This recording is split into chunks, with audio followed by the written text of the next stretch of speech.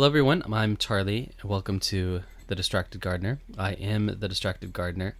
This is a podcast where kind of amateur science meets personal story time.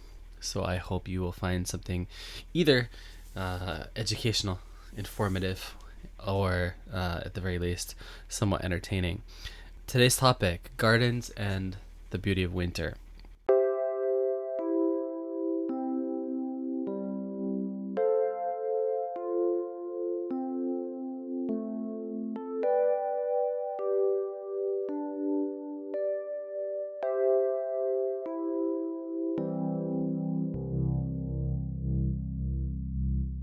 I live in the western part of Fukui. I should say the western part of Japan, in a place called Fukui, and it is now full on winter time here. Now, usually Fukui's winter is something of a gray, well, we could say bleak, sort of landscape. However, sort of had some unusual weather this year, and it got super snowy super early, and so just before Christmas time we had a big a big snowstorm, and that's sort of been the piled up snow has been left over since then. However, it is now melting away.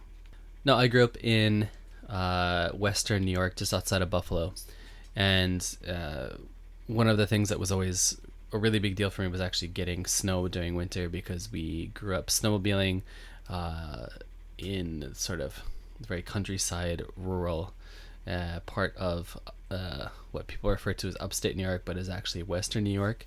And when I got older, I used to love going hiking in the winter and doing a lot of, wasn't really into winter sports and stuff like that, but at any rate, for me, winter, the image of winter was snowy and cold and shoveling and hiking and snowmobiling and all that kind of thing, and I loved it, and I continue to love it now. But I have to say, in my older age, I don't think I hopefully don't qualify for too old yet. I do think that the winter can sometimes be more how should we say, stressful, or stressful is a good way to put it, I guess, and sort of easy to dislike than it had been, than it was in the past.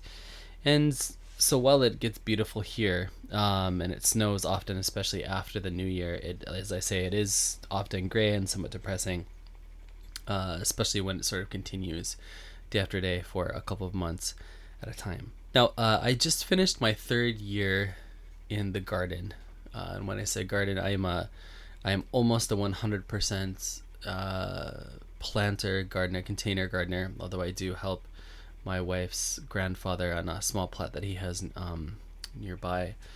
And so, yeah, as I said, that's my third year. I just finished, I suppose, my third year of trying to grow vegetables mostly. And well, I don't ever think my goal in doing that was to sort of beautify anything. I think, like many people, maybe it was just something that came out of the pandemic, at least at first. That was all it was. But beyond all of the other many things that gardening has sort of brought to me, I think it is a regained, well, I should say one of those things is a regained appreciation for winter. There's so much, like, I don't know, like a lot of people that I know that hate winter either hate it because it's cold or because it's just like it's a time of death, right? Like the plants are dying back, everything goes gray, there's no color in the world and all that kind of stuff. However, I don't know, like, there's just so much to the winter. Like, as a gardener, I see that sort of just makes kind of sense, or it seems even sort of necessary, right? So, for instance, good garlic requires a cold season, rather, or any garlic, I suppose, right? Like, I know one of the people I really enjoy watching on YouTube to get some gardening info is Epic Gardening, and Kevin from Epic Gardening lives in San Diego in California, and because it's so constantly warm there, it's quite difficult, I think, to grow, like, I think at least the hardneck variety of garlic.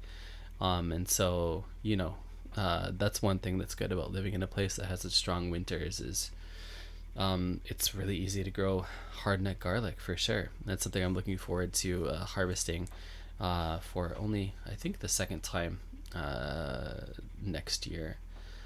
Um, and it's not only that, it's like it's not just the garlic, but also I've been really into bulbing plants and just flowers more in general as I've sort of learned more about their necessity, I suppose.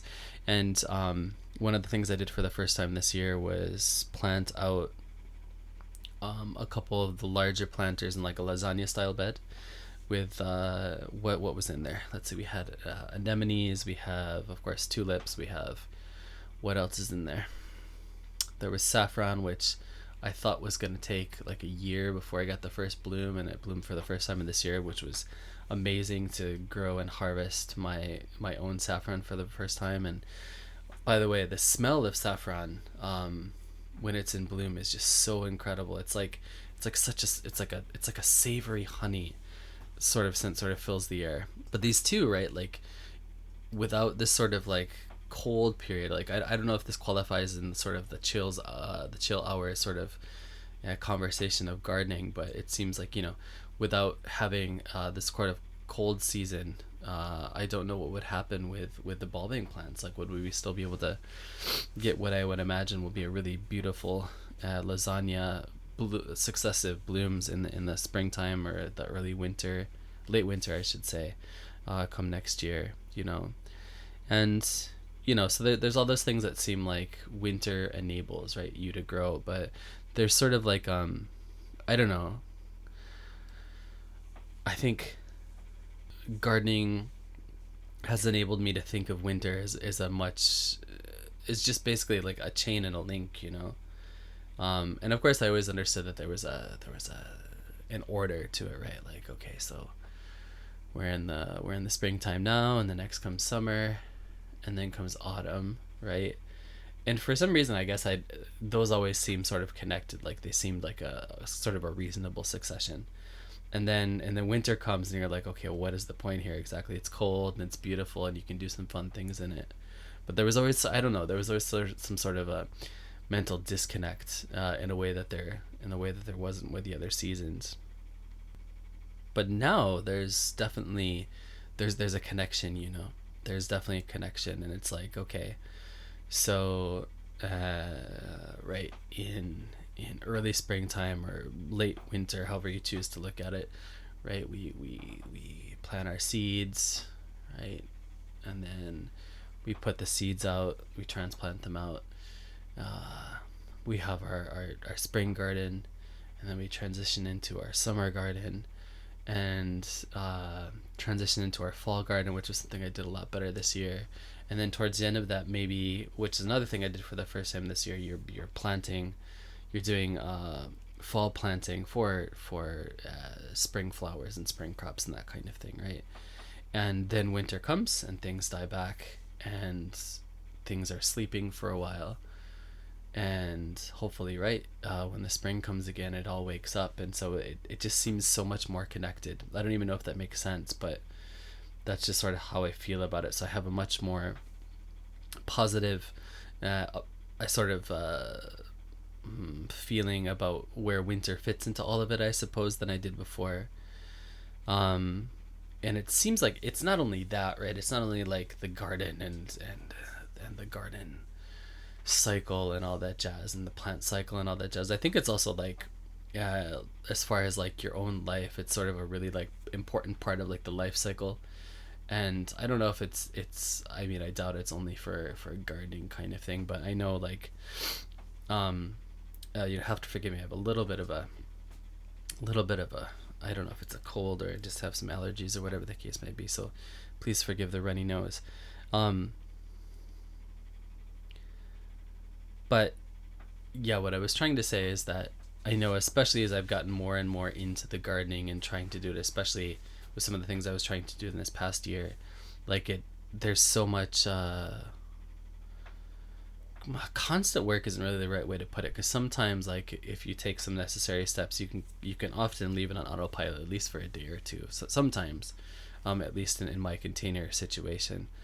And yeah, so you can take a like a day break or whatever, but it does it does at times seem like sort of a, some it can be relentless, and of course it's something you've done to yourself and whatever, but it is great in the winter time to be able to have a break, like I don't have to worry about going and check on too many bugs. There's some bugs like cabbage moths that come and munch on the brassicas that are out there and whatever, but it's really nice to know that there's not so much to do out there once I've done like the everything that needs to get done for the, like, as I was talking about, like the autumn planting for the spring garden kind of thing. So it's like there's really a lot to enjoy about just basically being like, okay, well, I don't have to do anything except for occasionally go out and harvest a couple kale leaves, or other things that are still managing to hang in there through the cold season. So I suppose that's just one of the things I want to touch on. It's something that was in my mind, and I wonder, of course, for you listeners out there, if gardening, well, let's shape this in a more open way, I suppose. I wonder, how has gardening sort of affected your feeling about winter, if it has at all. Was it positive? Was it negative? I would love to hear about that. And that is where we're going to end up wrapping up this first episode of The Distracted Gardener. I hope you enjoyed it. As I say, it is now January 1st when this comes out, I think. This will be the first episode of this series, and we will have new episodes coming out every Monday from here on out, circumstances cooperating, hopefully. And if you'd like to engage and talk a little bit more about this episode, you can find me on Instagram at Natural Fukui. You can also find me on Twitter/X, which is listening to the Craig Ferguson podcast, and he suggests that we all refer to Twitter/X as Twix, which is a much more delicious sounding name for it. And you can also find me there at Natural Fukui. You can also read some blog posts at naturalfukui.com. And yeah, I suppose that's where I'll leave all of the self-promotion / socializing for now. Thank you for listening to this inaugural episode of The Distracted Gardener. I hope you will tune in next week, where we're going to be talking about what's up with fungus. Thanks for tuning in.